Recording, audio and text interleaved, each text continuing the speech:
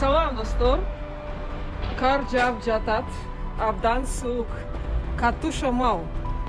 Адатагыдай. Бул Санкт-Петербург. Кош келиңиздер.